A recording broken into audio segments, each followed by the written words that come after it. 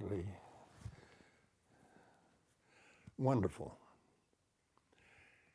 Another patient, 11-year-old Sherry Coffey.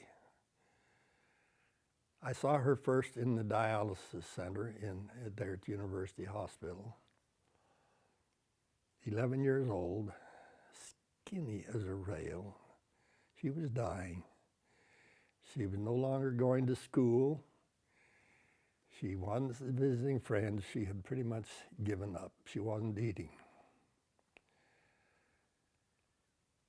And her mother was standing there with her, and I approached her and said, Sherry, wouldn't you like to go on one of our houseboat trips to Lake Powell?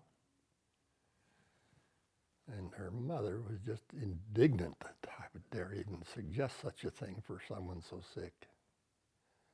She wrote a little story about this afterwards, the mother did. Well, that certainly wouldn't be possible. Doctor would have to approve it. Sherry had said yes, she would. Well, the doctor approved it. Well, we can't do that anyway. She has an older sister who's the real victim of this illness. She's been the most neglected child there ever was. We won't neglect her, she can come too. And so eventually they went. And I'll show you a picture of her later. Gradually, she got interested in some of the activities. She would get in the water and swim a little bit. We always challenged them to jump off the top of the houseboat down into the lake too. I have a picture of her mid-air jumping off of there.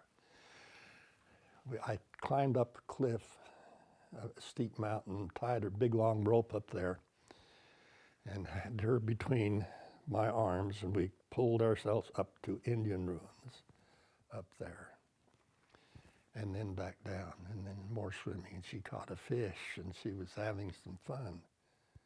And her sister? Her sister was along having fun. She was a sweet girl.